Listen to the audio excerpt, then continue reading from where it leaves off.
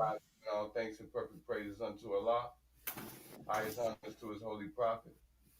Honors to the forerunner Marcus Messiah Garvey. Honors to the Moorish Science Temple of America.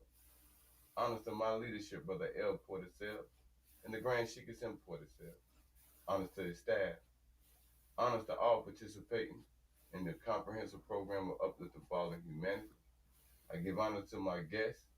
I give honor to my co-hosts. And I give honor to everybody in the chat. All of you, everywhere. Islam, Islam. Islam, Islam. And I got my co-host. What's going on, Jarvis? All is well, Muslim. Toiling on the coast. All is well, toiling on the coast. Man, Is that me? is it me? It's like it's a lot of static. Is it me? Feedback. Is it me? I don't think it's on this end. Let's try it now.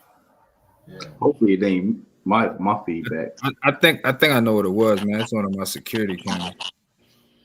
I got it close to my desk. Probably just Bear with us, chat. Bear with the chat. Everybody in the chat, please go ahead and hit the like button. Subscribe if you're not subscribed. If you would like to donate to the channel cash app is scrolling right across the screen, and it's also in the chat. And guess what? What I will do, I will pin it in the chat if you would like to donate to the channel cash app. And if you do, I appreciate that you do.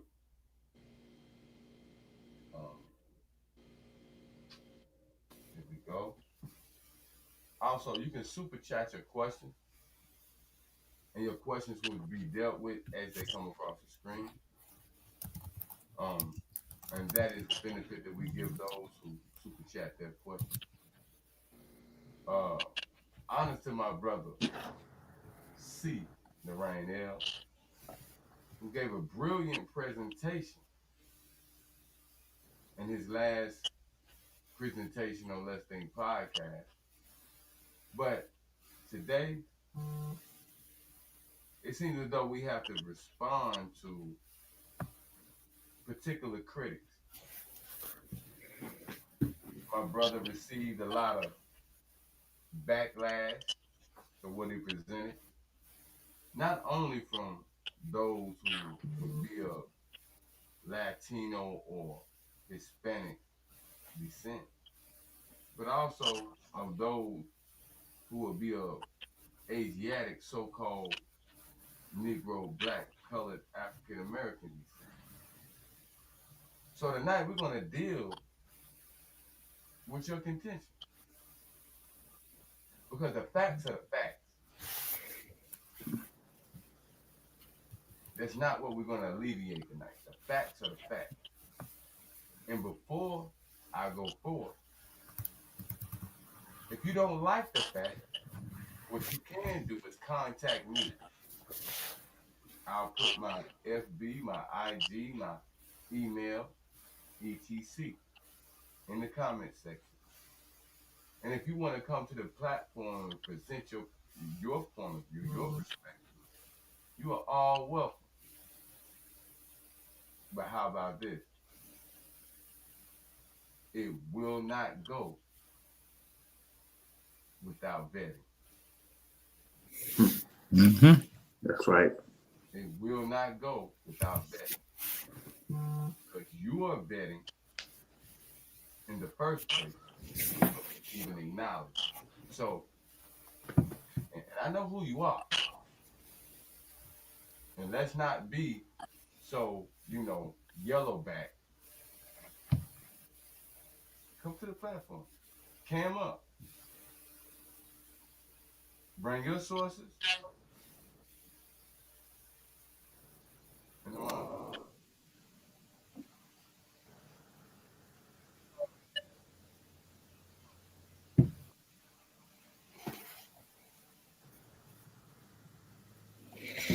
Start. Your audio is out, brother. oh my God. It came in and it was coming out. Islam, Islam, here a little bit. can you hear me? Can hear you now. Can you hear me now? Yeah, I can hear you now. Pardon me, bro. I gotta be on. Hold on for a second. Hold on. You say that. You say ones was having some issues with you, Mo. Oh yeah, you know we have. Man, as soon as I had posted a couple like snippets from the podcast that we did on my platform on Facebook and on Instagram. And on Facebook, like bro, I started getting messages from, you know, some of my fellow Mexican brothers and sisters. And one of them actually started like putting comments out there, like a whole post. He tagged me in a whole post. Uh you know, trying to condemn what I was saying. And you know, we'll get into it in the in this podcast too. And I told him, I basically told him, I said, don't argue with me, argue with the experts. And I started putting my findings under post. I'm like, and he kept ignoring ignoring what I was saying and just kept on going about, you know, how I'm lying and this and that. And I go, you know, and he went as far as to say, "Oh, you know, your people, you know, we are us, and those are your people." And I ended up responding in Spanish and telling them like, "Look, bro, like we're the same people." Right. Yeah, you know what I mean? Like, and I told him, I said, "You trying to take my head off without even trying to go and disprove any of the facts that I showed you." And you're not really arguing with me, you're arguing with the experts. I'm only bringing you what the experts already presented, Facts. you know, with peer reviewed sources. Absolutely. Islam.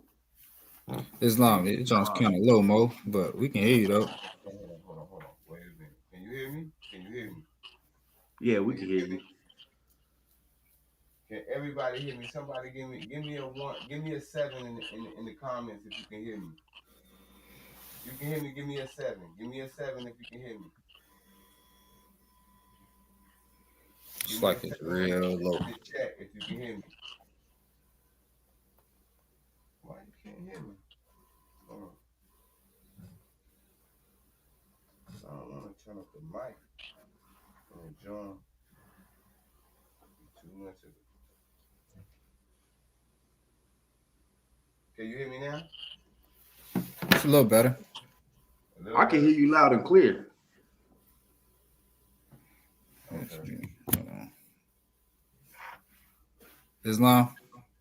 Islam? Okay. That was my charger. Causing to do the feedback. Oh, hold on.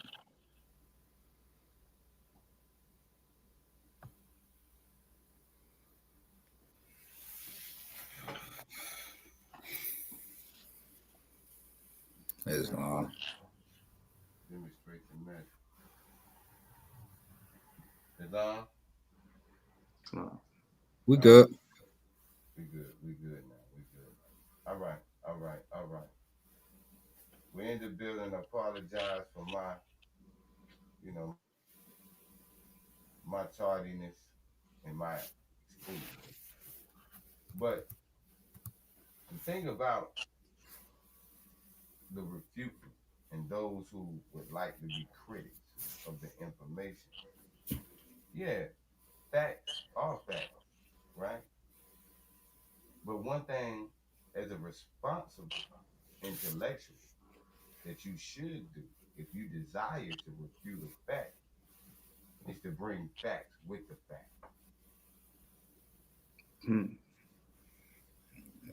Facts.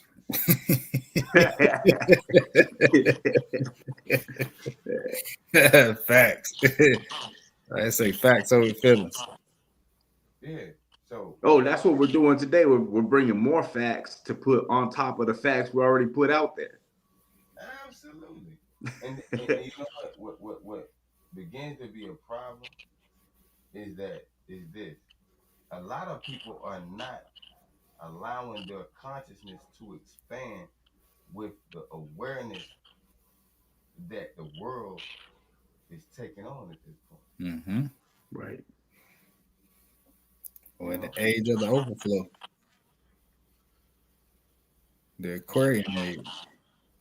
in this day and age, guess what happened? This is the day and age of revelation. It is. So if you're not ready for that, stay in the house. Stay in the house. So without further ado, right? We got our brother C. Naraine-El. He wants to address some of these things that the naysayers have to say.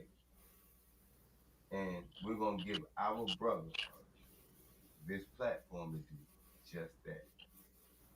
Absolutely. So let's talk. Peace. Let's feel, brother. Peace. First, let me give praise and honors. Praise to Almighty God Allah. I want to give honors to my leadership, Brother R. Jones Bay, and my Grand Sheik, Brother Sharif and the Il Bay. Honors to both of you brothers, Sheik 7 Islam Il, and honors to you, Brother J. McGriff Il. Islam. You know, from the last podcast that we did, which was, you know, Mexico, the Moorish connection, and dealing with the African connection of ancient Mexico. Well, we know Mexico is not even ancient; it's only a couple hundred years old. But putting it in that, I guess you can say,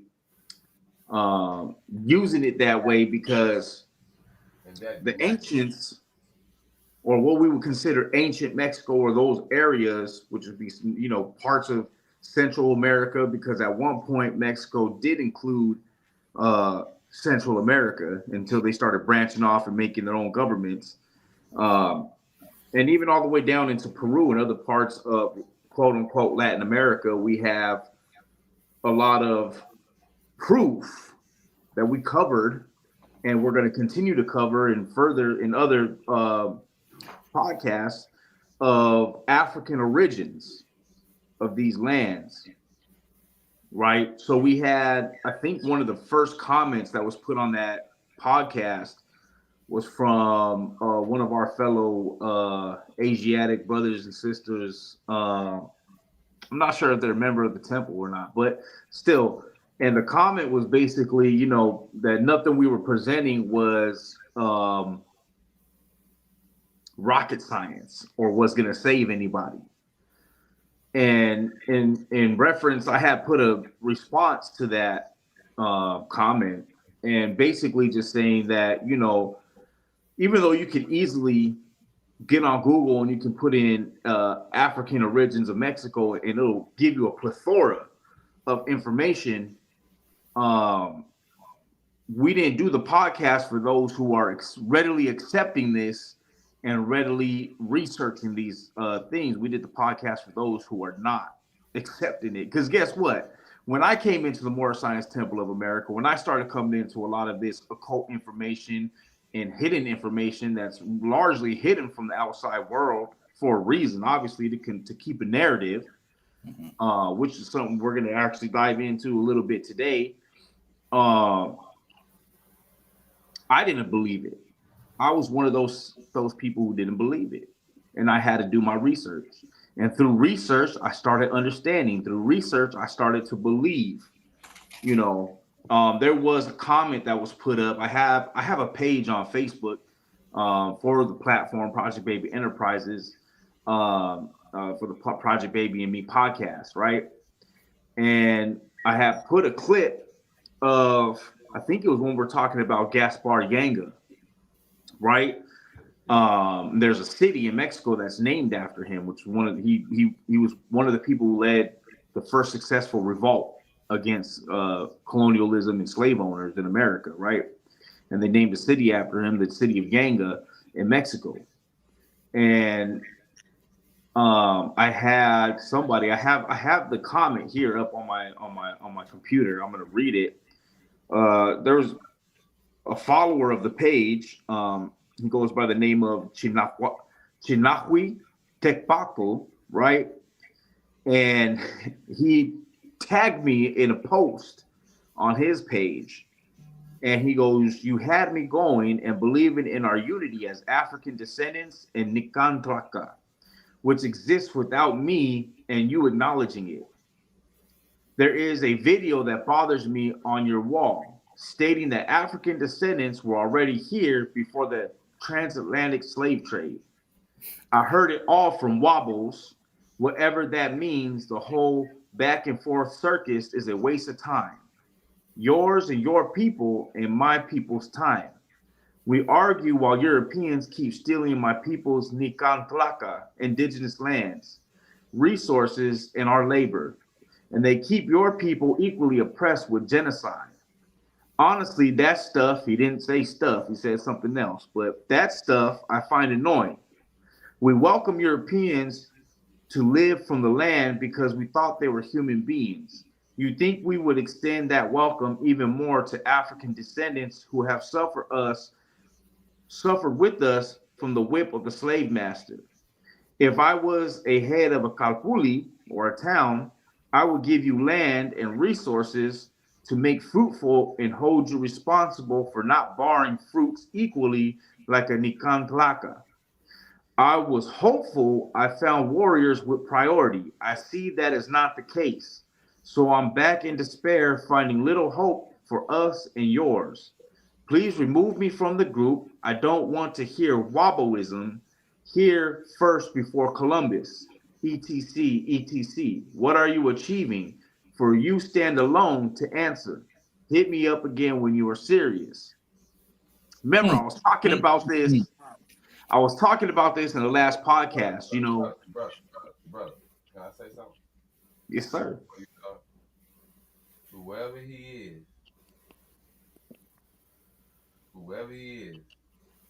and I hope he's looking right now, or somebody would share this video with, I hope you share it. I welcome you to Let's Think Podcast. I welcome you. Please come. Please come. Please come. And when you come, know this, like I said earlier before, bring your facts. Gotta bring the facts. Bring your facts. Because what my brother presented, his last show, facts, historical facts. Peer reviewed. So you bring yours. We'll give you an ear. We're not here to be biased in any form. I'll give all of you an ear. But bring your facts. And matter of fact, let's do this. Since you have that to say, bring your facts. My brother will bring his facts, and we'll present it at the same time, same show on this platform. So let's not do the back and forth arguing. We don't have to do the ad hominems. We don't have to do any of those things. You bring your facts. The brother will bring his facts. We'll place it on the platform, and everybody who's listening will do their due diligence and may the facts win. That's right. All right. That's how it goes. Brother, I apologize.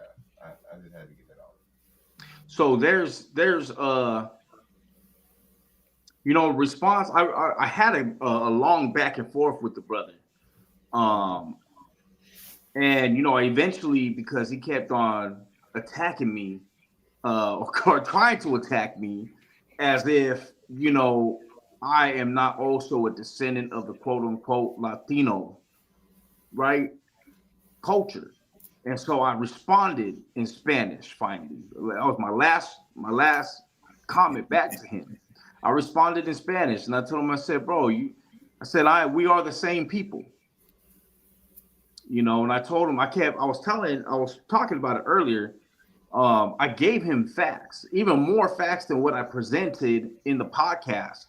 the last podcast, and I told him, I said, go argue with the experts. All I did was take what they have done, their research, and then brought it to you. That's all I did, through my own research.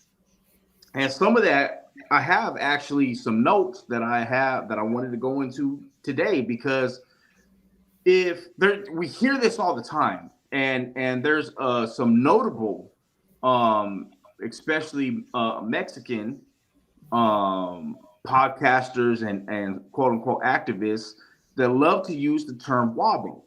Now, wobble, for those who don't know what that term means, it means wannabe Aboriginal, right? And this is a term that was coined a few years ago because there was a big back and forth on TikTok about, and this is the thing, this is where true study and education comes in, because there is a lot of misinformation that's out there. Don't call me Wabba. What was that? Don't call me Wabba. No, this is the thing, is that none of us are Wabbos. And those who are actually doing their research, their due diligence, and then they're coming back and they're saying, well, look, Africans were here way before Columbus. They're not Wabbos either. And and if we're to embrace a change or decolonize our minds, and this is something that I had told the brother too, if we're decolonizing our minds, we have to get rid of the colonizer's point of view. Bingo. Absolutely. And by you saying, well, Columbus was here first, you're still embracing what the colonizer told you. Can I say something? Yes, sir. It's your platform. No, it's your show. It's your show. But what I will say is this right here. I'll ask you, Mr. Sir, who had all these things to say. As my brother just said, he had to speak to you in Spanish. Do you happen to think that's your Aboriginal language? Do you happen to think? Or was that given to you? It's colonizer language. So stop it. And that's the thing. That's something that plagues the Latino community.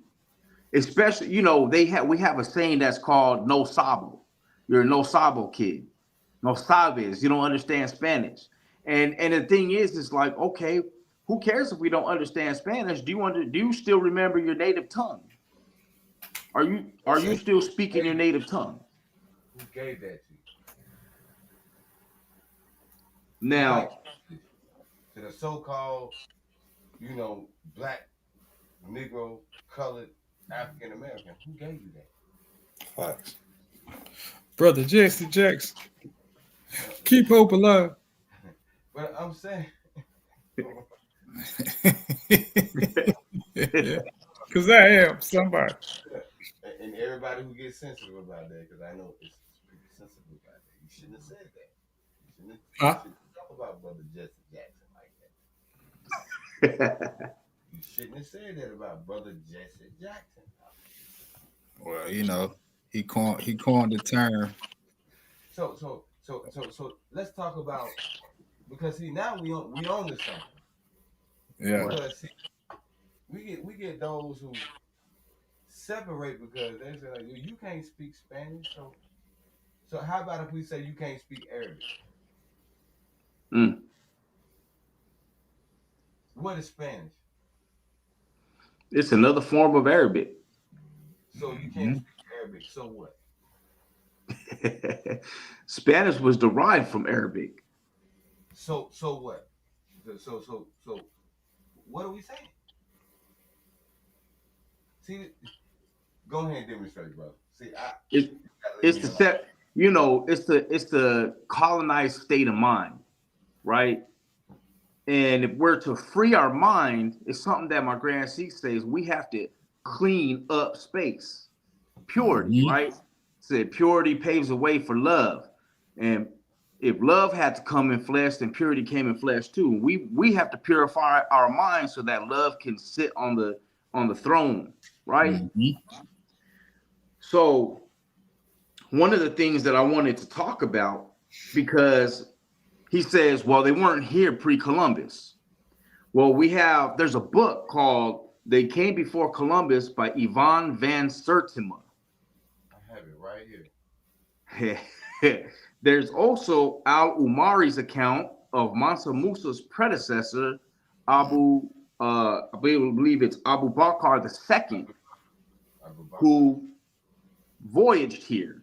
And theories of pre-Columbian African contact, the Abu Bakr II or Abu Bakari voyages, the Malian oral history, and the 14th century writings of al-Umari recount that Mansa Musa's predecessor sent fleets west across the Atlantic and never returned. Afrocentric historians such as Ivan van Sertima and some Malian scholars, Malian meaning from the west coast of Africa, claim that these voyages reached the Americas, possibly influencing coastal civilizations. Mainstream historians maintain that right, argue, they debate this fact. But you have oral histories today that are being confirmed by scientific evidence. Brother, let me say this. Next time you have a conversation on this, I got pictures to show and proof. Architectural proof. And this is the thing, is that the proof is literally inscribed in rock. There's that video we were talking about earlier, where the brother, he went down to the Juneteenth celebration for the Asiatic Seminoles, or the descendants of Africa, because we're all Asiatic Seminoles. Play that? We can play. We can, if you want. We could play a portion of it. Let's do it. Please, I would like to see this, especially when he was in the museum, man. We got it right here. Let me yes, sir. We got it right here.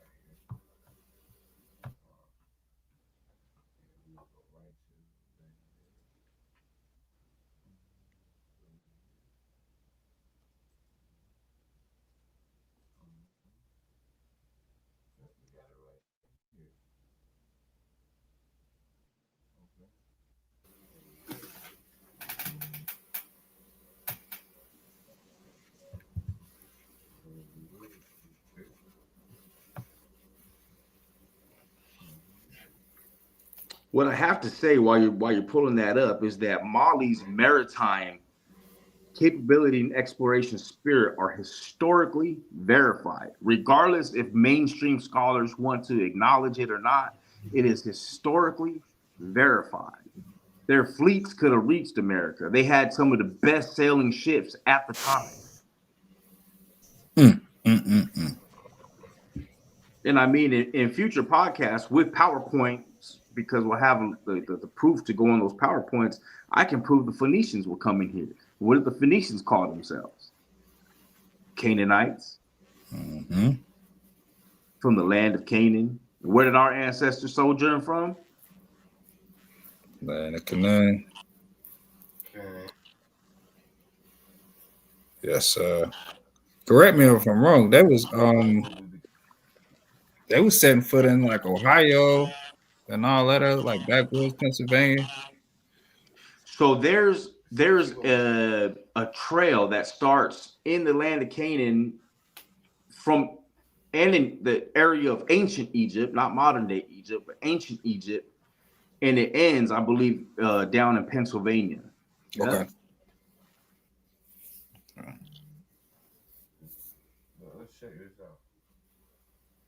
Oh yeah, that's the video. Look at fam. Cousin like my uncle. Like them, right?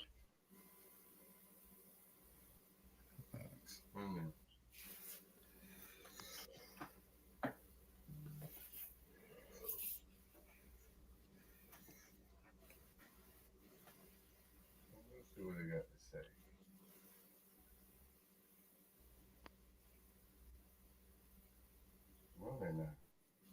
Sweet.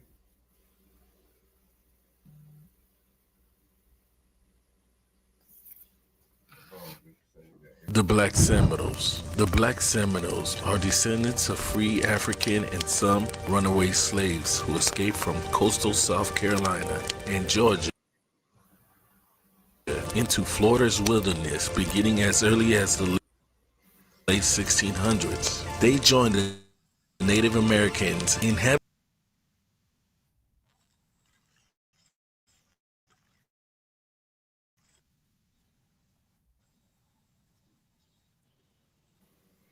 Boy, it sounds like that thing don't want to let us be great, ain't it?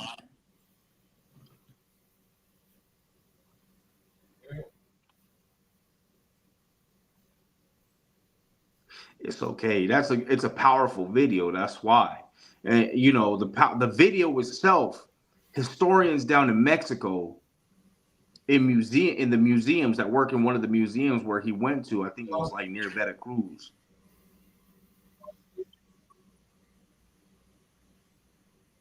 Say that again, Mo.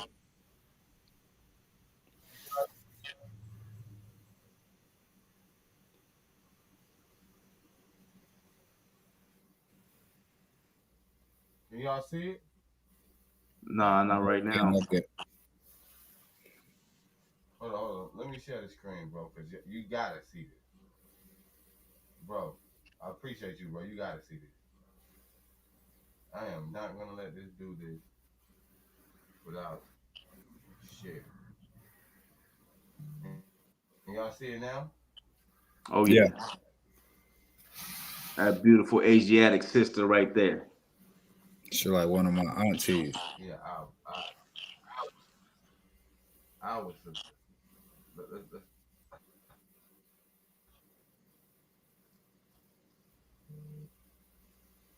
If you're Seminole, you're welcome. If you're Bakra, you're welcome. Everybody's welcome, and God bless your soul. My name is Bertha, was Simon Alvarez, and my mother name was Viola, and they from Mexico, and they were Seminole Indian descendants.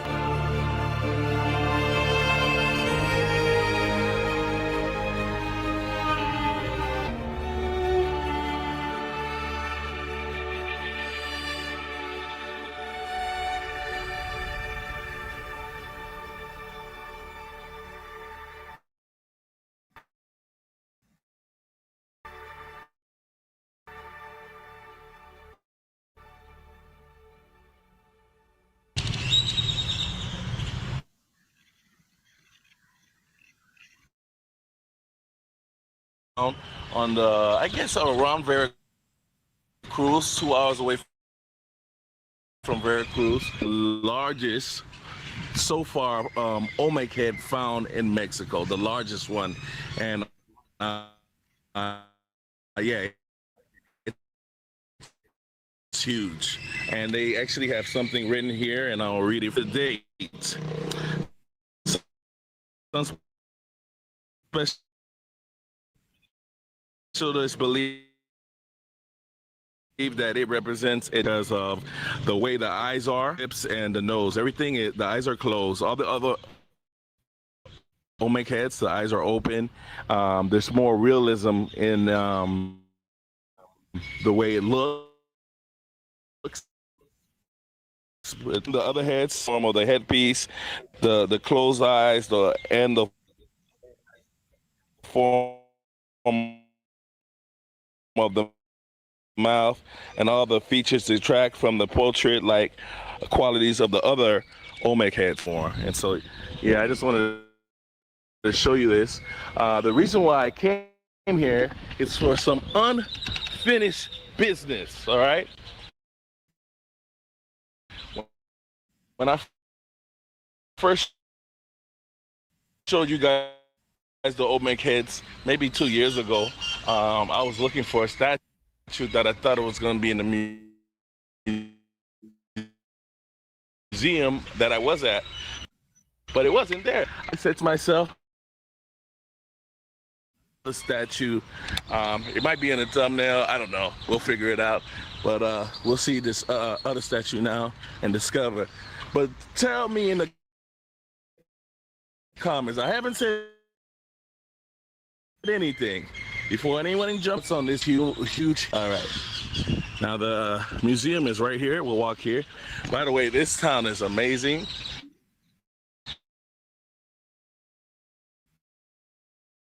Coming from Veracruz, 2-hour drive. Mexico is an amazing place just to travel around, man.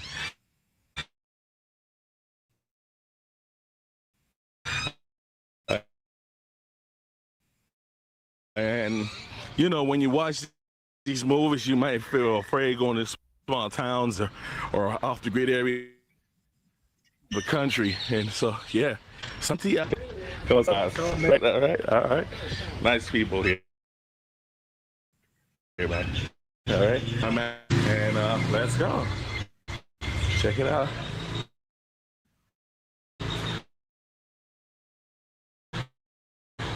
Hola. ¿Cómo está? ¿Es gratis o? Los nomis se cobran 70 pesos por persona. Okay. All right. So Sundays it's free, but today is Thursday. He was fired just 3 weeks before he was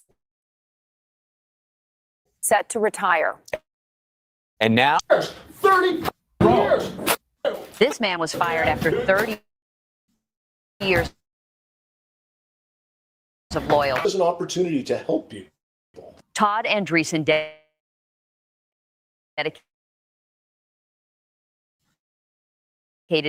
his life.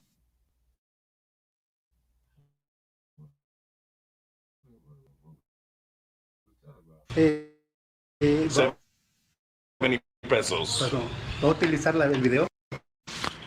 Okay. All right. So basically, if you want to film, you gotta. And so let's check out this place. All right. Do some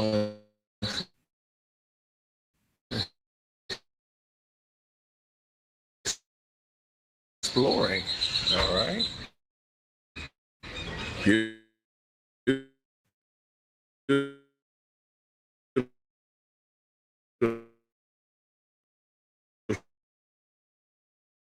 Cool. I actually saw this in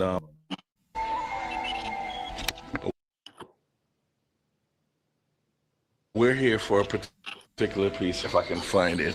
Hopefully it's still here. Check out this one, guys. Wow, and in the pictures,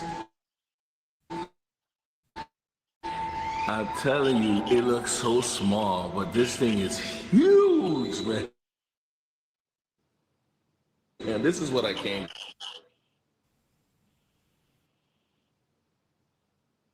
Cool, and I found this piece here.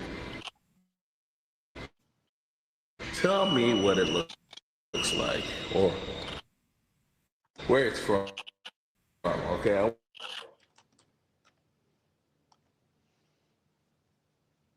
It's huge. Right here.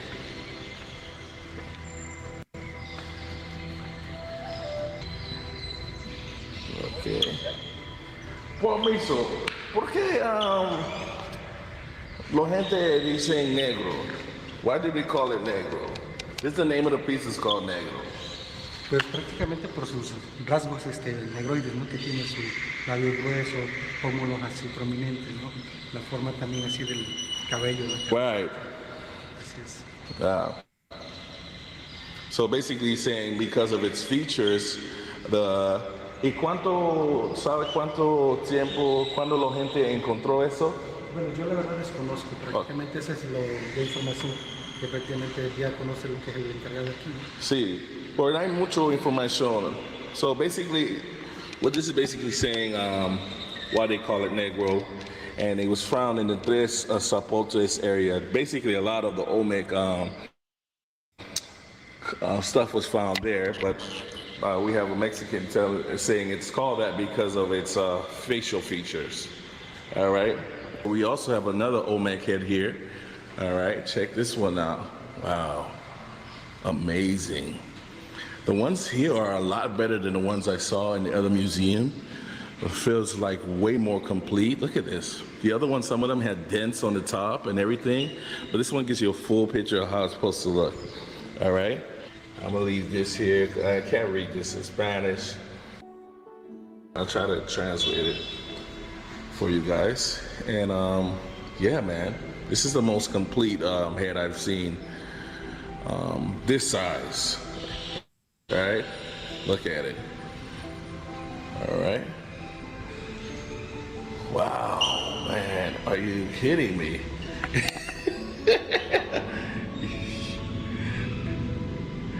Oh man, in Mexico, guys, it's crazy, y'all. Look at that. Wow. This one gives you a clear image. And for those who are like, oh, this one doesn't have, everything has a flat head. No, not every one of them has a flat head, okay? And this one actually has what appears to be feathers. Some people have come here and said they're like cornrows. Go figure if you feel that way, but there are depictions of how this looks in other statues with the same type of symbolism in the right here. But if it's cornrows, maybe comment down below if you think they're cornrows or if it's feathers, okay? But wow, that's amazing. That's amazing. And look at this guy's profile right here, man. Come on. So you're already using ChatGPT, and well, that's awesome. There is one little, you're not making any money with it. And I'm glad I came out here. Bro. Hey, the detail in that. We might, you know, we need to get off camera now.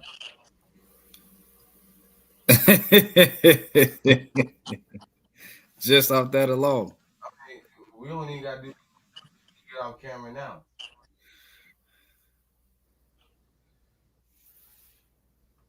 Where he at? Where our brother at? I'm right here, bro. I'm right here. Get off camera now.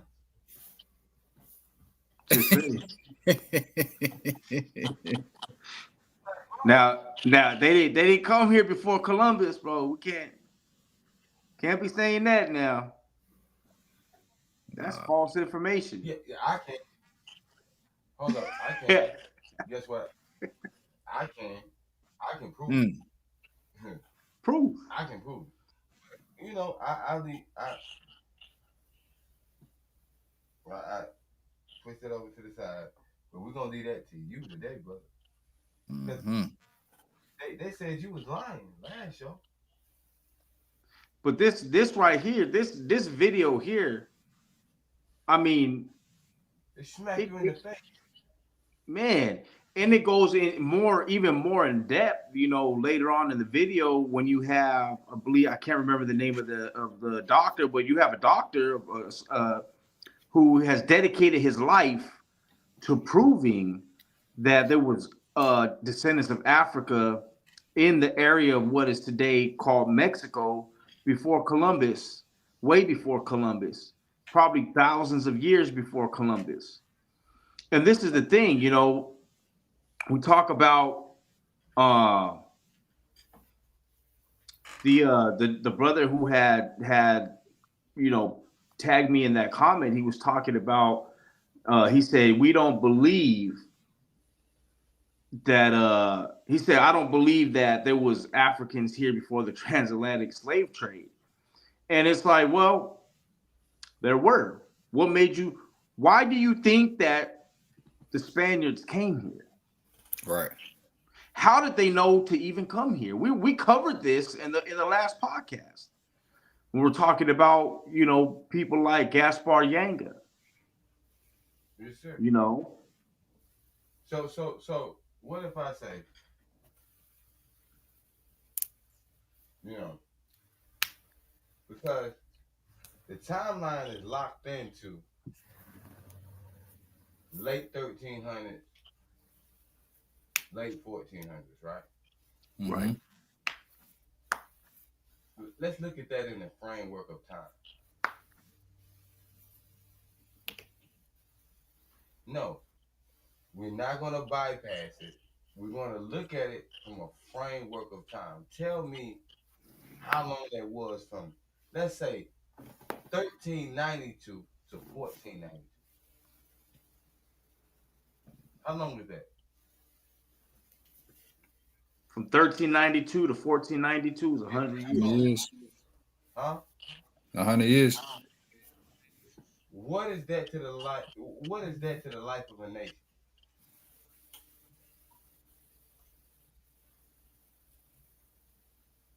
So we got to stop playing games. Let's stop, coming to these subject matters with your feelings It's all feelings. and your emotions. Let's just accept it for what it is. Let's just Now accept it for what it is. Now, if we go back to, if we ask if Africa, see, the same way we can talk about Africa, Spain, New Spain, Mexico, we can put a timeline on that. Right. Right?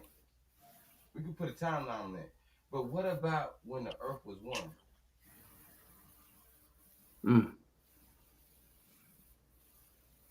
What does that say? Okay, we can talk about that too. But what about when the earth was one? Before there were jurisdictional lines made by the British.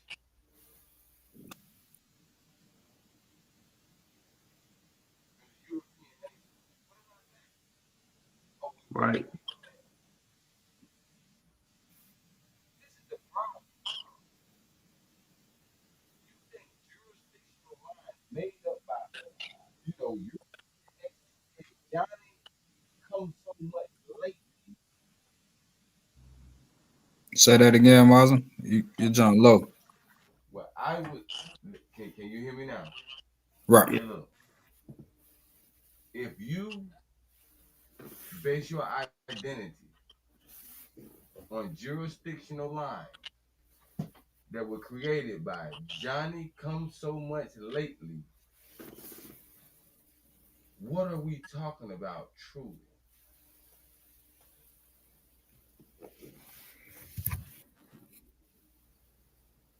Question mark.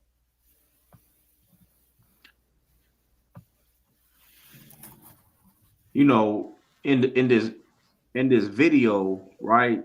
The title is the Black Seminoles town in Mexico, Juneteenth, right? Yes, sir. And we see the brother, he goes down to a museum in Santiago, right?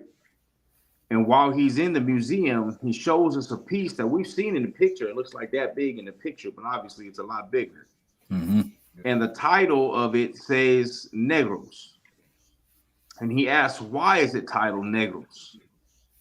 And the brother says, because it's the features of somebody from Africa.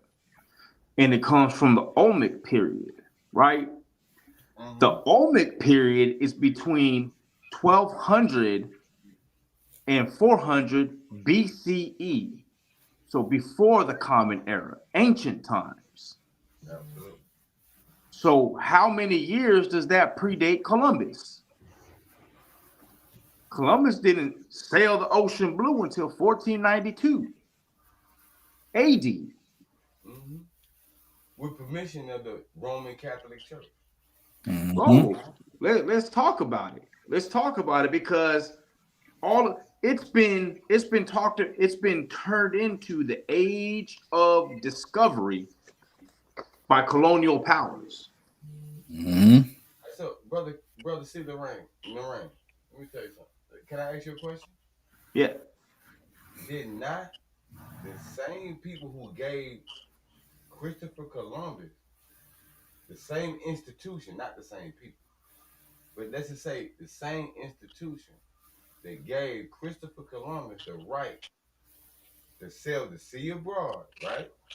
Right. Right? Wasn't it the same institution that said that their intention to sail the sea abroad was a new crusade on the Moors? Yep. Yeah.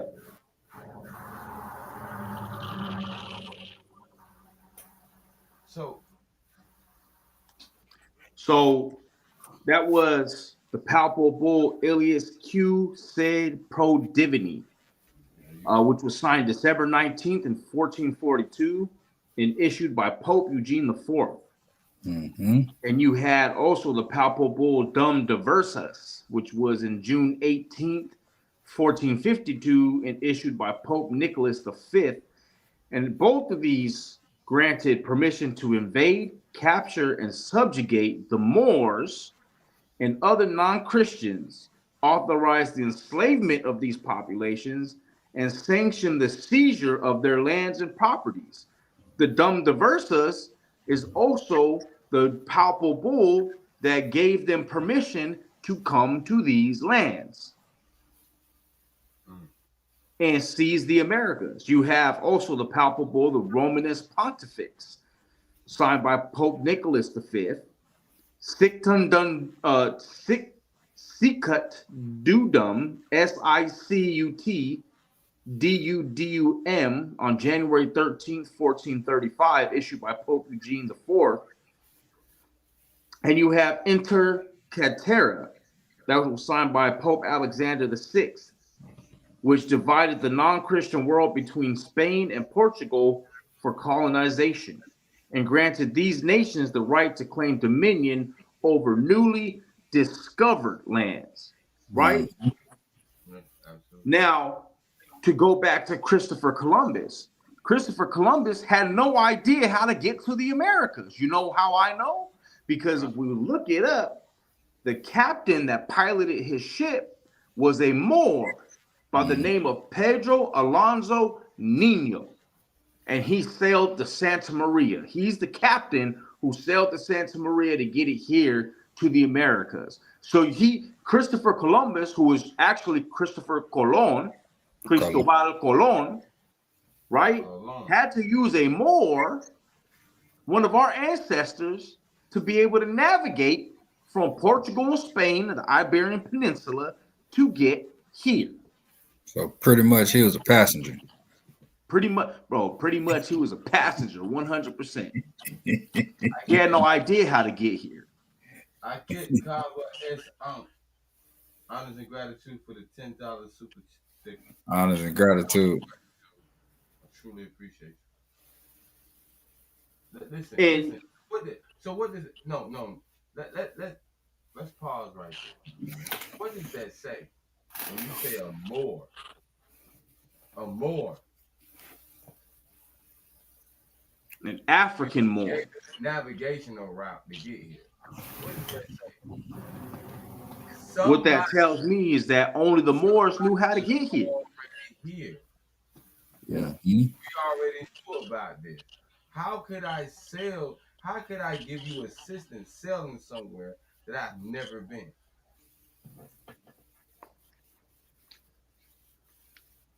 Let's talk about it. Go ahead, brother. You know, even if we were to say, right, and go by the popular narrative that almost all the Africans that were brought here to these lands came by way of slave ships, right? Mm-hmm. We would have to still acknowledge the fact that there was North African Moors that ruled in Spain and Portugal and other parts of Europe, because it wasn't just Spain and Portugal, Italy. For nearly 800 years. From 711 to 1493, I believe, when the last of them were expelled. And not all of them were expelled, right? Because we have to remember that, the Catholic Church had issued a statement that pretty much said convert or die, right? Convert to Christianity or die.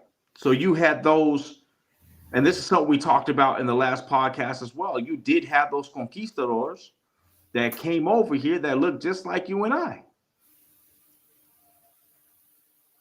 That is true. How did they know how to get here? That's the biggest question, is how did they know how to get here? It's all of a sudden, we were taught all these years in high school. My children are starting to learn about it in elementary school, and I have to, when they come home, I teach them the truth.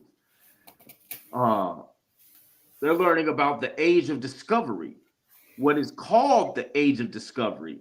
But really, the age of discovery has to do with a whole bunch of palpables.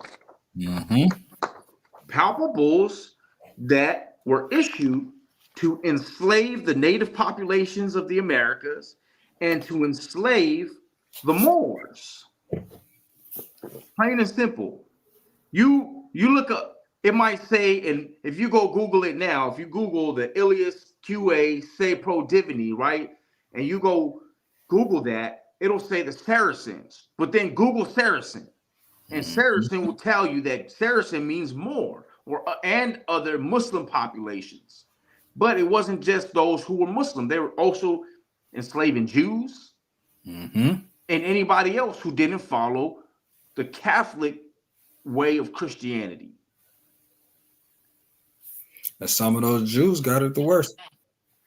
There is, man. This is something that we talked about in the last podcast too.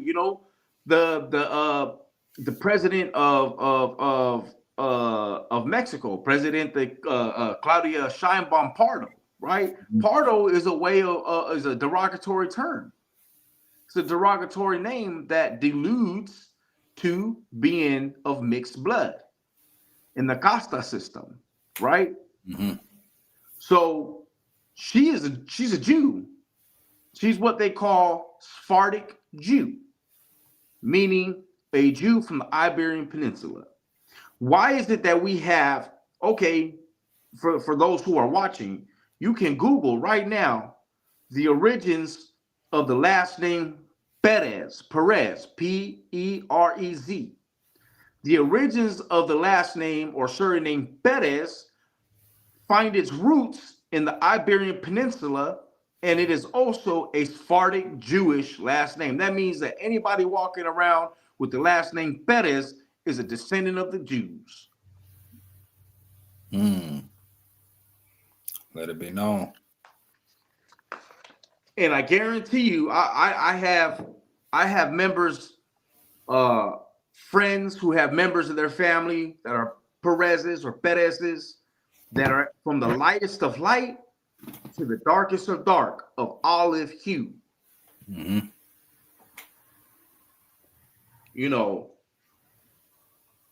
The Reconquista, right?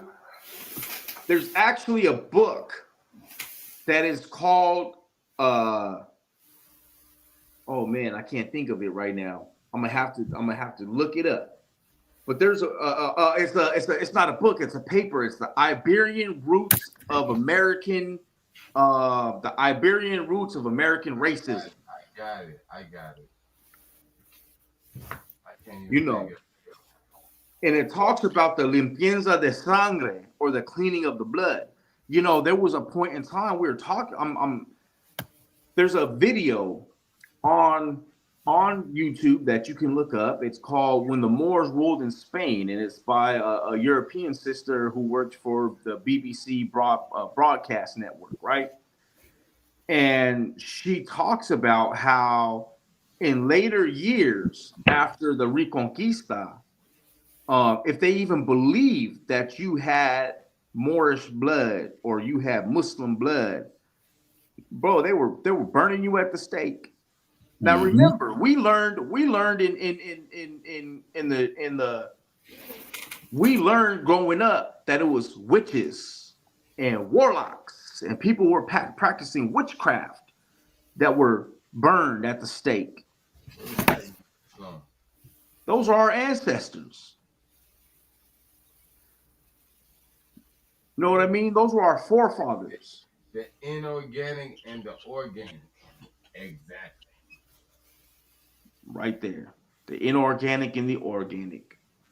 And this is the thing, is that we're dealing with the narrative. So when we have, especially my brothers and sisters in the Latino community, specifically the Mexican community, who are still holding on to a colonized mindset where they will rather believe, or they're happier to believe, that Columbus was the first to come here or discover the Americas, but they have never truly asked themselves, what about our own ancestors? Our own ancestors didn't originate from this land. They settled here. Plain and simple. And see what they don't understand is that language. See, a lot of us get this Aboriginal language, indigenous language, you know, and they tend to put it in a framework of time. But you do yourself an injustice.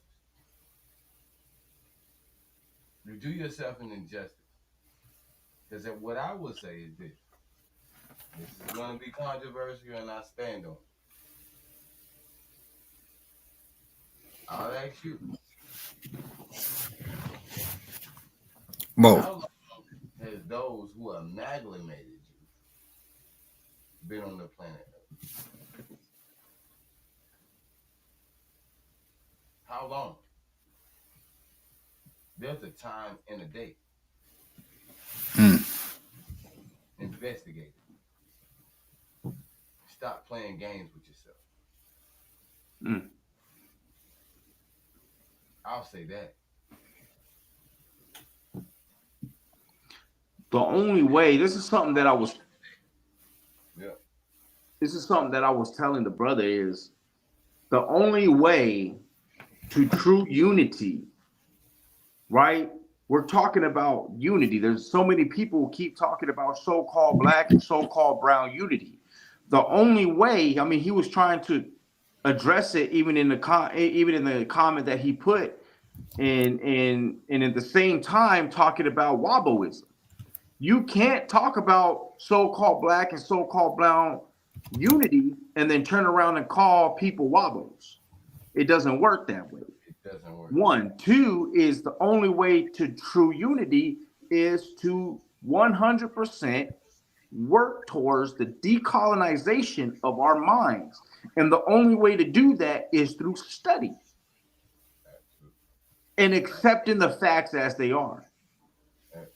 Absolutely. You know, he did say, he said, "Oh, I'm gonna read. I'm gonna take a look at." He said, "I'm gonna take a look at what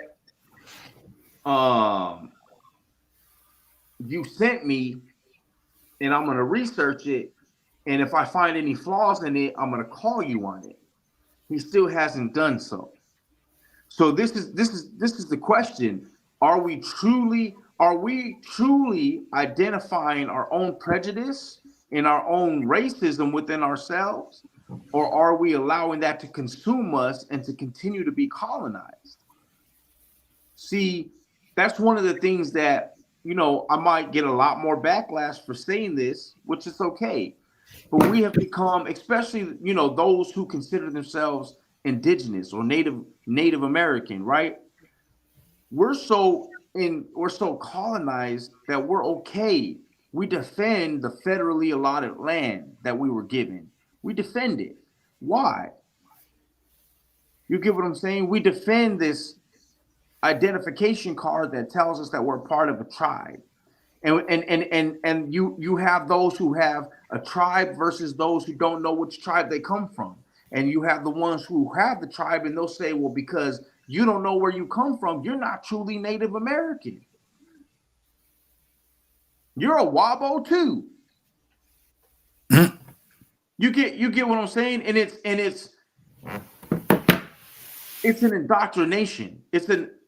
We got to understand these schools, what were called Indian schools or boarding schools.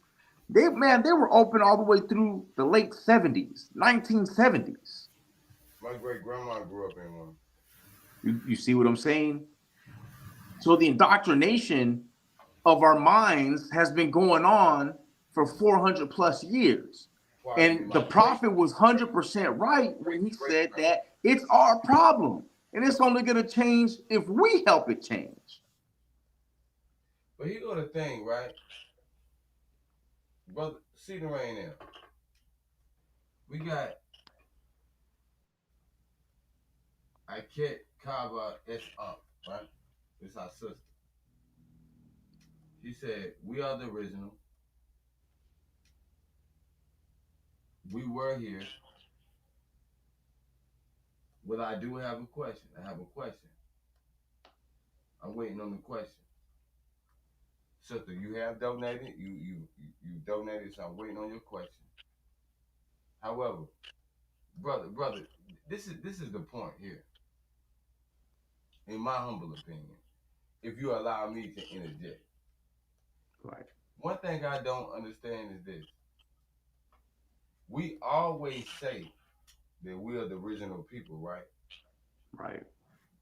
But as soon as you say this area or that area, we change to selective politics.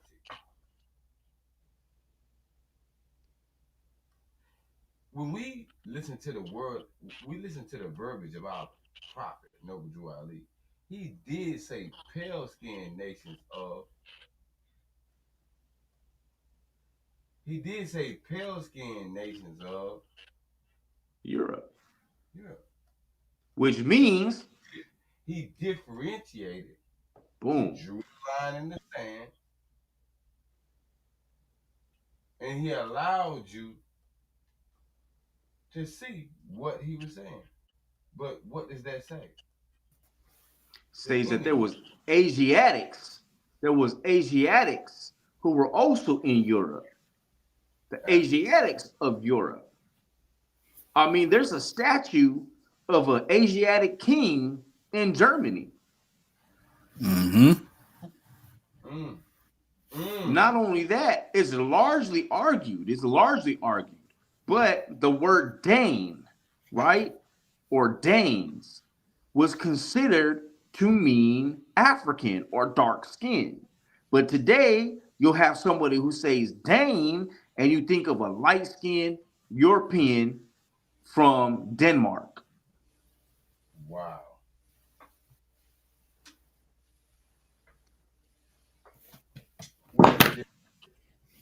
You know, Where's Denmark? You said, where's Denmark? Yeah, where's Denmark? It's over in Europe. Yeah. Exactly.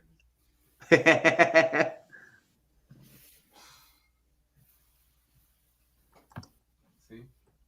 Talk to him, brother. Don't stop. Don't stop. Keep going.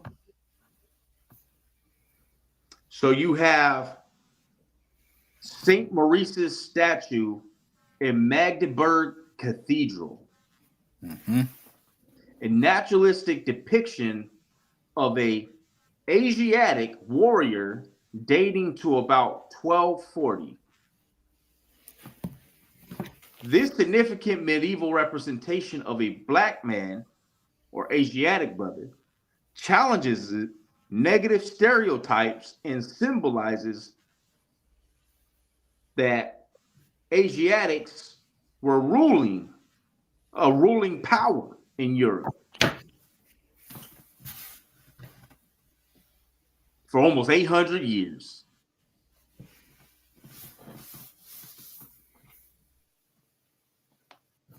You know, there is facts that point to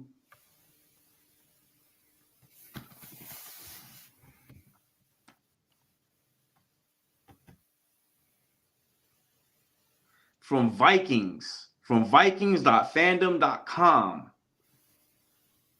You have the Black Danes, who amassed their armies in Reading, England, that were led by 3 kings: Hemming, Hemming, Angtyr, Anganttyr, and Frodo. Well, we hear that name Frodo. I hear Frodo, it's like Frodo Baggins. But still, these were the Black Danes.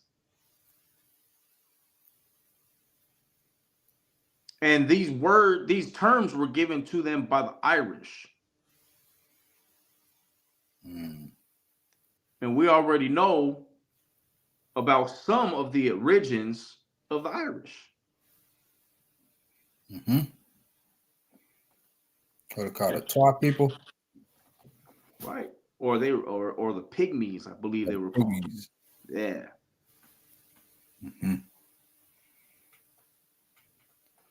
So you had to get rid of the snakes, huh?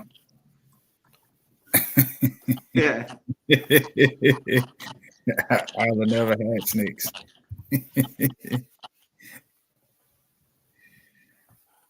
Well, he said early people of Ireland had dark skin. Similar to the Cheddar Man found in Britain. We know the original Britons had dark skin too. So, you know, just going through these, I'm covering these bases because remember, we're talking about Africans coming here to the Americas before Columbus. And there's proof that the Phoenicians were here. The Phoenicians they fell around the end of the Bronze Age, at the same time that the Bronze Age came to an end. And why is that? Well, the Phoenicians were the largest procurers of copper. And some of the purest copper that was found came from a mine in Michigan.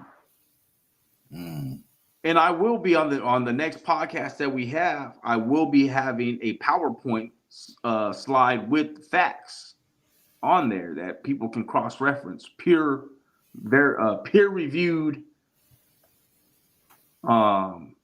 theses, right?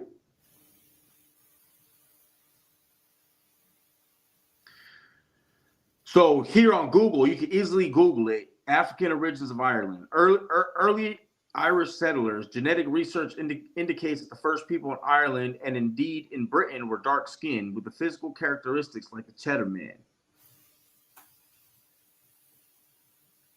Right? Modern genetic studies suggest that the closest genetic relatives of the Irish are found in Basque country of northern Spain. We know our ancestors ruled in Spain for how many years? Almost 800 years, right?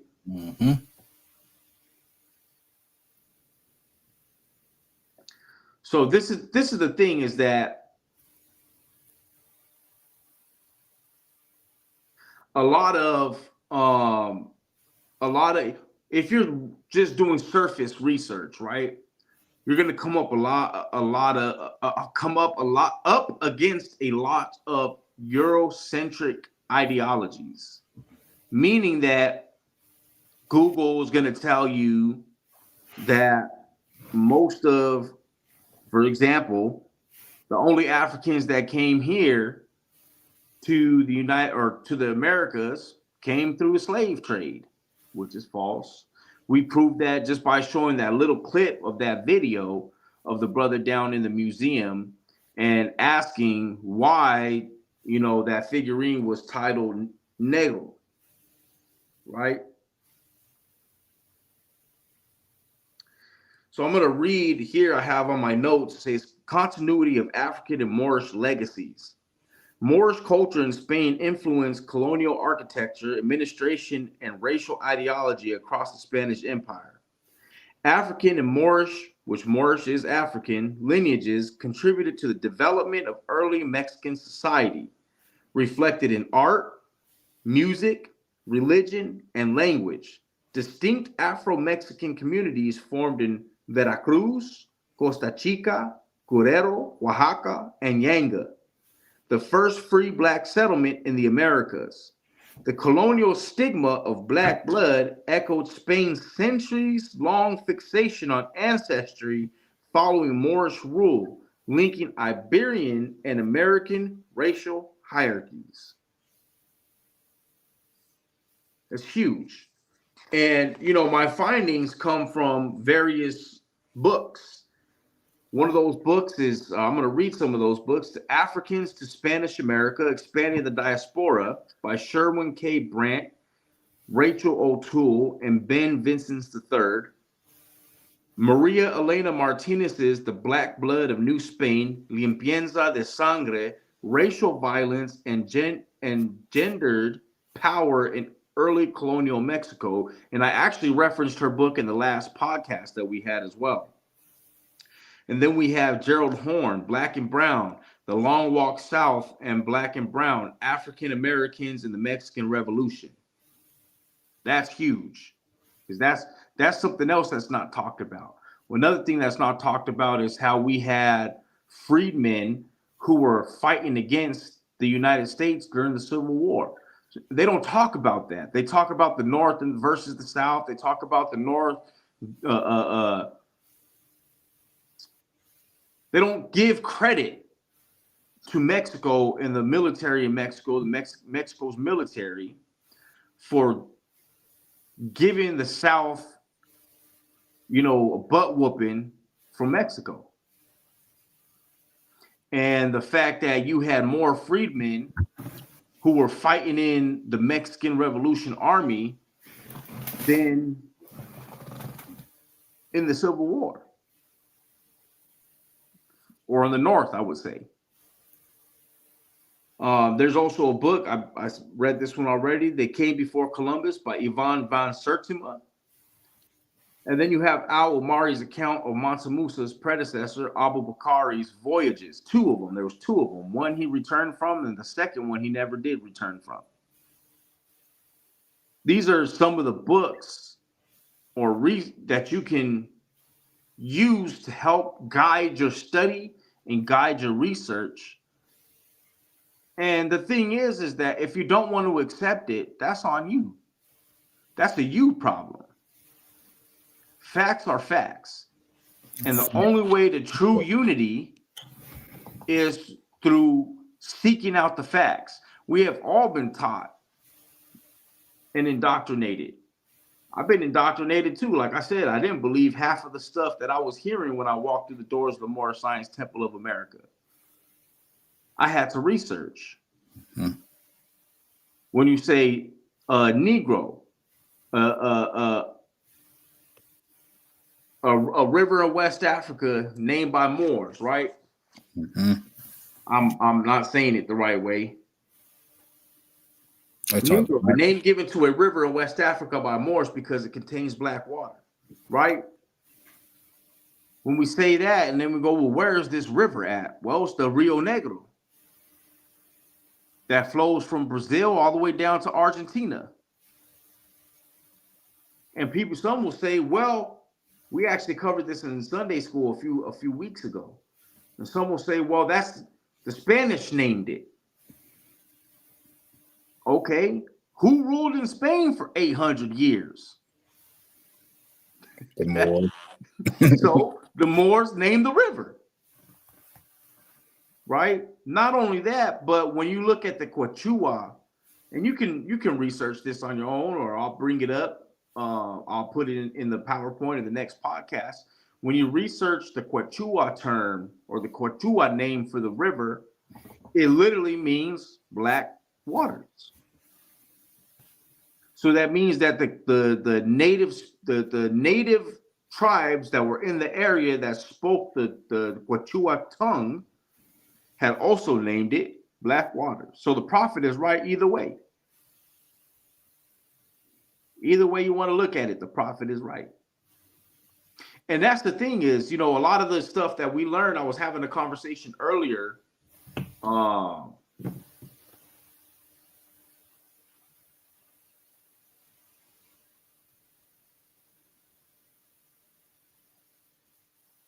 I lost my train of thought. It's all good, Mo. I was reading the comments. It's all good. It be like that, man. But you Uh, a lot of stuff. You just off a lot of stuff that we're taught in the temple, or just in general. right. A lot of the stuff that we're being taught, you know, that the prophet brought us, we didn't know. We didn't know that we weren't Negro, black, colored, Ethiopia. We didn't know that we were most of our ancestors were fresh up out of slavery. And then you'll have, and for those who are watching who will be like, well, bro, you've never identified yourself as being Negro or black. Well, guess what? I did identify myself as being colored. So that's still one of them. And you know what I mean? We didn't know these things. Right. If you would have told me, and this is another thing, the prophet takes us back across ancient lines. Mm-hmm. All the countries, okay, we're talking about Mexico, we're talking about Puerto Rico, Cuba, Venezuela, Chile, Nicaragua, all these places, Panama, Haiti, right? We're talking about all of these countries are new. They're new. The United States is what, 290 years old? Something like that. You get what I'm saying? The prophet is connecting us back before slavery, back before these countries, these lines that are drawn in the sand even existed. Mm-hmm. And a lot of this information is not readily accepted by the outside world. No, never. It's spookism to them. What people represent the lower self? You know what I mean? Those who were cast out and those who accepted their teaching.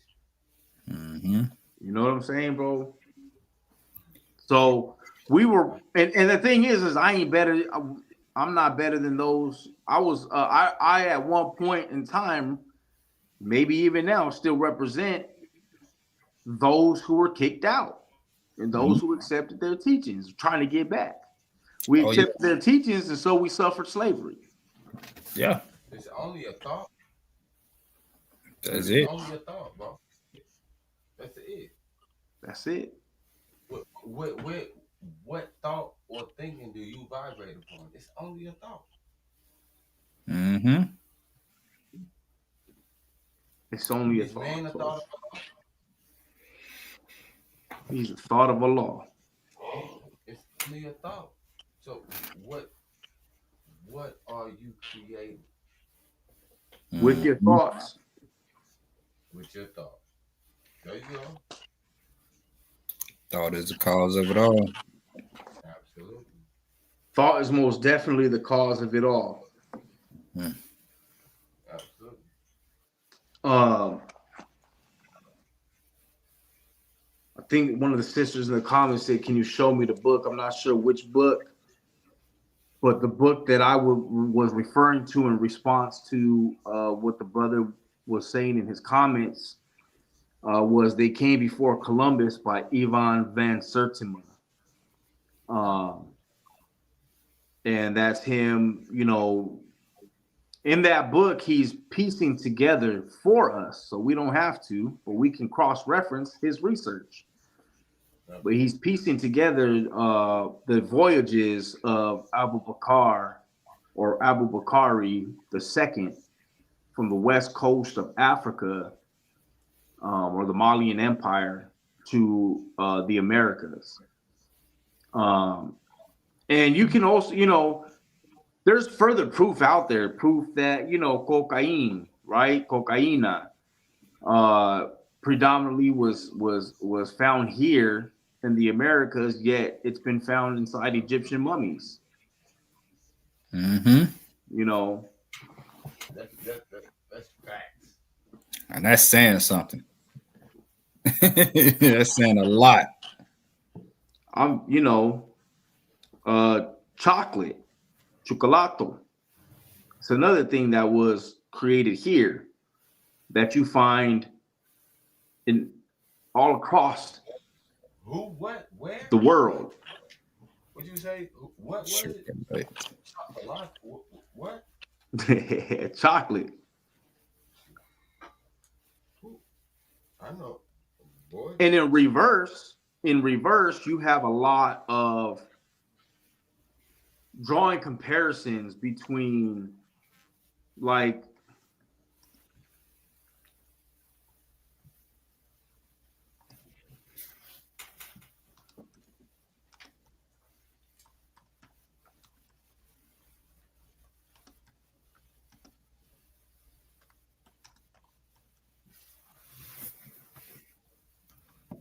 my bad. Pardon me, brother. Oh no, you're doing the research. Right. So, because I got so many thoughts going through my head at one time. So there's a lot of cuisines between West Africa and the Americas, right? You have rice, peanuts, plantains and roots, tropical fruits, peppers and spices that you didn't even find here, right? Saffron is one of them. Saffron comes from West Africa, yet we were using saffron here in our cuisines.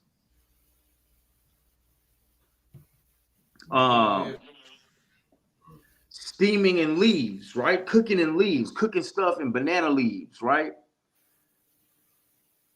It mirrors West African culture.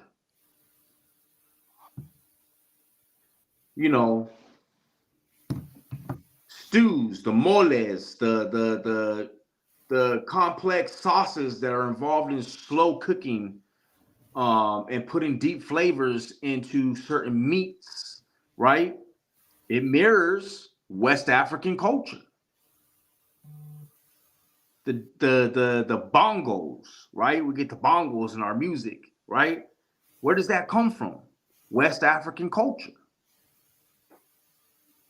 That's another thing that is lost, and there's a lot of people in Latino culture that might not speak to it, but there's a lot of songs in cumbia, salsa, merengue that speak to the African origins of our cultures.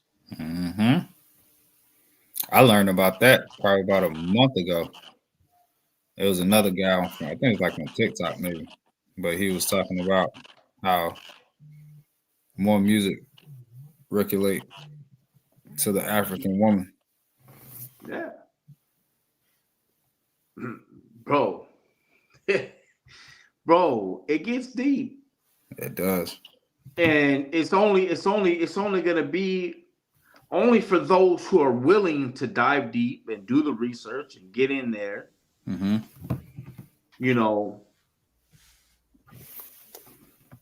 Give me 1 second. This brother see right now. Do they want to jump in the ring?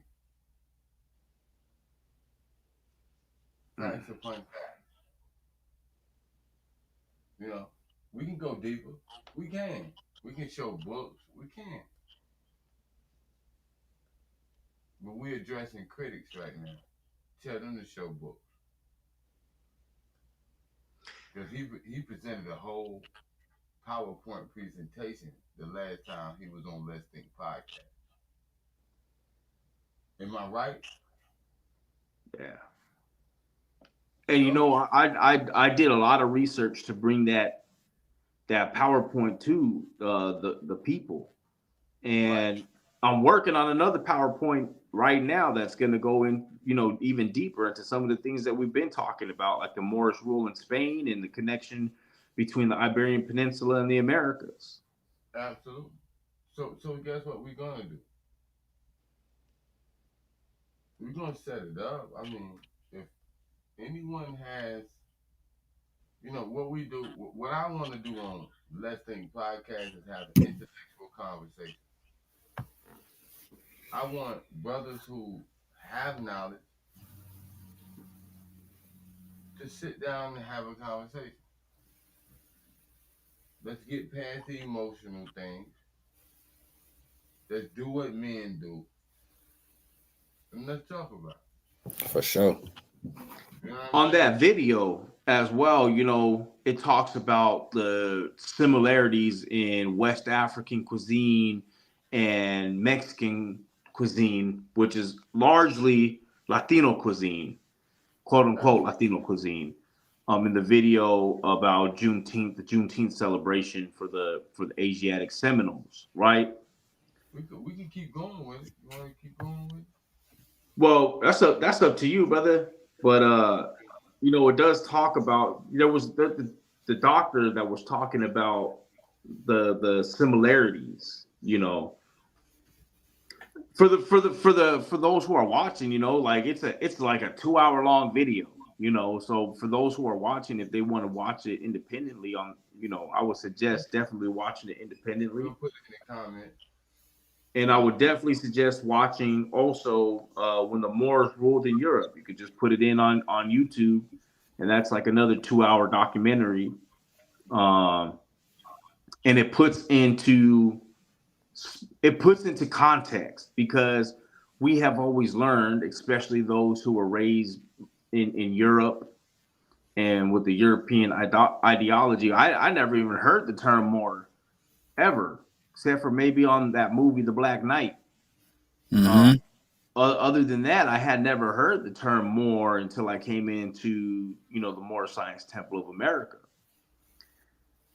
But those who were being raised in European psychologies, right, have heard the term the diabolical Moor, right? Nasty, right? And so it changes this documentary. It changes the narrative. Now, there's still a lot of, I guess you can say, falsehood strangely mixed into the truth in that video. But it does away with a lot of what was known previously. They said, you know, because you have those, I was talking with a coworker about the Moors. He was saying something about, he said, oh, my mother's Sicilian or something like that. He said, oh, my mother's Sicilian. I said, oh, you got Moorish blood, you know? I go, oh, you got that Moorish blood. He goes, yeah, but only because the Moors, you know, came killing and raping and all this other stuff. And I said, who said that? Where'd you learn that at? Oh. You know, and I actually gave him that documentary. You know, because it does away with that. We've learned a lot that we've learned from our oppressor, I guess you can say, from those who conquered us, that our ancestors were these heathens, savages that just went around conquering and destroying people, taking over. No, we were welcomed with open arms. We got to remember, Rome had just been conquered and had been, well, not just been, but it had been conquered by the Visigoths. Yeah. And the Visigoths weren't really welcomed. You know, it's the same thing. This is the same thing when they talk about the mass, when they want to talk about mass human sacrifice in, you know, by the native tribes here in the Americas, especially like, you know, the Maya, the Mexica, which is known as the Aztec. Mm-hmm. Right? They like to talk about the mass, quote unquote, mass human sacrifice, yet there is no evidence, archaeological evidence of mass human sacrifice. It didn't happen. Well, guess whose ancestors did do human sacrifice? Guess whose ancestors were eating their dead and drinking the blood of their dead? It wasn't us. Mm-hmm. Our ancestors were building the cathedrals that you see in Cordova and in Granada, while the Europeans were still living in straw huts. Can't forget about the lights. Bro. Can't forget about the lights. That documentary, it talks about, in the documentary, you know, when the Moors ruled in Europe, it talks about a Moorish doctor who, he said, I learned a lot. He said, he wrote in his diary, he said, I learned a lot about the medicine of the Christians. He diagnosed a woman who had issue. He said he prescribed her a diet and some medicines to follow, to take, and a diet to follow. And there was a soldier that came in that had another injury in the leg that the Moorish doctor was gonna sew up and heal and do what he had to do with his tinctures. And the Christian doctor said, "Bring me an axe." And he hit the dude in the leg, cut the leg, and the dude died. And he cut into the lady's forehead and made her bleed out from the forehead, and she died. And he wrote in his diary, he said, "I learned a lot about the medicine of the Christians that day." It's been documented that our ancestors were doing eye surgeries during those days. It's amazing, bro, because this is a lot of stuff that they say, well, we barely started doing in modern times. Oh, can't forget about C-sections too. Bro, C-sections, a lot. Surgery on the teeth. There's proof and evidence that they're opening the body up to deal with certain organs and closing it back up, and people were living. It's an amazing thing because modern medicine they had to learn from our ancestors. The mathematics as we see them today, from our ancestors, including the term zero. Like zero was created by the Mexica, and 1 through 9 was created by our ancestors. It's an amazing thing, for anybody who wants to research. And again, I welcome anybody who would like to come on the platform with me to debate or to see, I welcome it because it makes me vet my information even more. And I definitely appreciate, Brother Sheikh 7 Islam Ill and you, Brother Jay McGriff Ill, for allowing me to come on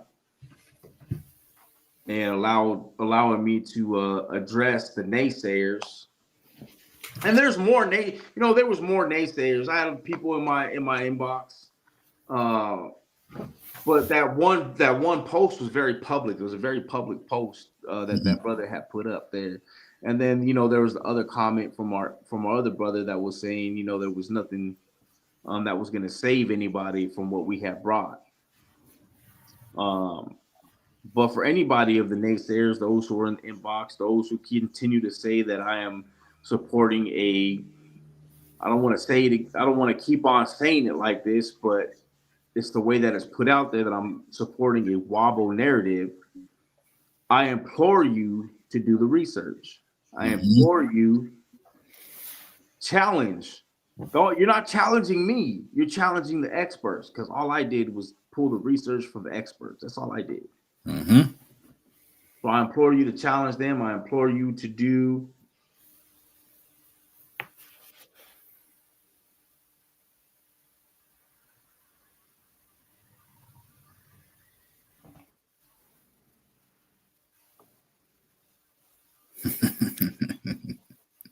yeah, reading that comment. Yeah. Yeah, whoever that was going hard on the comments.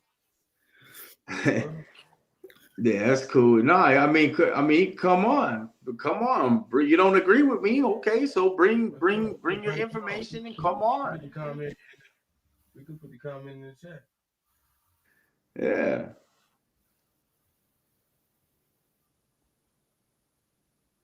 Let's fix this in post and I'll watch it.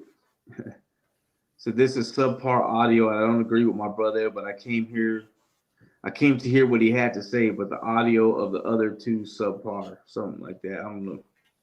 Oh, he must have been talking about earlier, or the chopping in and out. Oh, possibly. Yeah, that's what he's talking about. And you still say he don't agree. So it doesn't matter if you don't agree. If you don't agree, we can figure it out. And we can have a conversation. Yeah, we can have a conversation. I don't want to be negative. But at the end of the day, the facts are the facts, and all I'm doing is presenting what the experts are saying. You don't have to agree with me. Just go find the same, go read the same books that I'm reading. I have a lot of information up there. I'll put some of the books in the chat.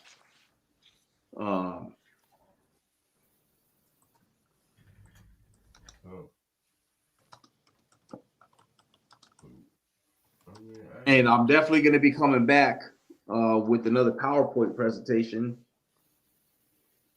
But guess what they could do? I said in our post. Yeah, Colin. Come on. What you got? Put the link in the chat. I mean, what you want to do?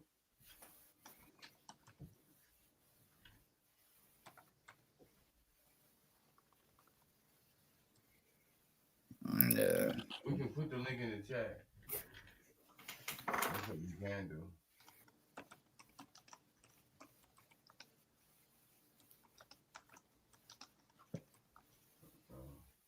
Nobody's in the comments. Nobody wants to.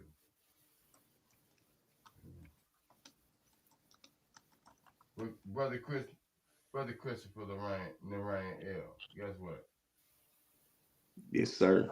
Facts are too deep for conversation. Yeah. And not only that, just that video alone. Because, you know, with the video, bro, it's actually showing. It's showing you, and you could kind of make up whatever you want to think about it. But then you also have the historians that are there who are telling you, well, it's titled Los Negros because the features look like somebody who came from Africa. And these are Olmec era artifacts. And we already talked about the Olmec era being between 1200 and 400 BCE. So that's not even in this era of time. That's in the ancient era of time. Hey, who's the guy? Oh, OJNS Production. Hey, look, I'm gonna leave my my email, my FB, my IG, bro. Oh, you know what? That's my brother. That's my brother. I couldn't see it until you put his thing on the chat, but yeah, that's my brother. He doesn't have to agree with me. I've been having these conversations with him for a long time, or not for a long time, but for the past few weeks. And this is the thing: you don't have to agree with me. The research speaks for itself. All you got to do is do the research. Come on. Yeah.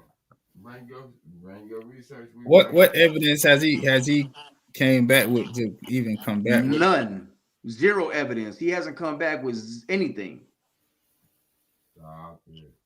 None. Nothing. So pretty much a spookism. Spookism, you know, and that's, you know, honest to my brother, you know, for the fact that he actually came out to the show. I appreciate that. Honest to my brother for actually hearing, because you got to be able to hear before you start believing. I had to hear the call before I even believe. We have 3 steps, right? Belief is the first step, faith, and then fruition, right? Mm-hmm. So, you know, before you can even believe, you got to hear. Mm-hmm. And those with ears will hear, and those with eyes will see. You know, so I don't, you know, it's nothing against my brother's. His name is you know, Orlando Naraine, and I'm going to add the ill on just because. But, you know, we both grew up in the church, you know. We've been in Catholic churches, we've been in Pentecostal churches. We grew up in the church. And, you know, like I said, my brother does not have to believe me, because the research speaks for itself. And I implore you to go watch the first podcast that we had together.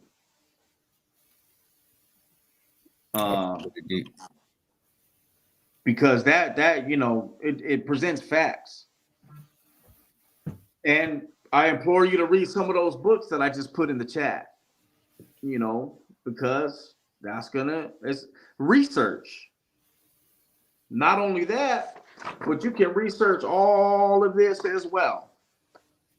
The Dum Diversus, Romanus Pontifex, Ilius Q Se Pro Divini, the Sictum Dundum, Intera Catera, all the palpable bulls that were lumped into what is now called the Age of Discovery, or Doctrine of Discovery. But we know it wasn't no discovery. There was nothing to discover. How can you discover something that was already here? Mm-hmm. Mm-hmm. Mm-hmm.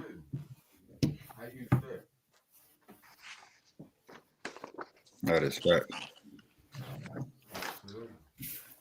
Well, I will say, I'm glad my brother did come on to the show. I'm glad that he came out and he's listening, he's watching. I'm glad, because you know what? That's the first. It's a continual drip, and that's the first step. Nothing that we have talked about can be disqualified. It can't be. It's factual. Yeah. And too, they wouldn't have been hiding it at first. Now it's now it's in a museum, but at first it was just a rock. You know what I mean? Bro. They don't want to talk about it, so I mean, hey. Bro, I'm just saying. I guess we'll. You don't have to agree. We'll give him another one. Say, I don't agree with my brother, but I came to hear what he had to say. You don't have to agree. Prove me wrong. Not even proving me wrong. Prove the experts wrong. Yeah, bring the facts. That's what we're here for. We for the truth. We here for the facts. Unbiased. Mm-hmm. Well, look, we've been here 2 hours already. We're almost 2 hours. Yo, we got to go. Facts. It's loud. It's loud. I don't even mean to do that like that, but I got to go. Islam. Donate, subscribe, like. We will be back. We will be back. Praise be to Allah. Islam. Islam. Islam.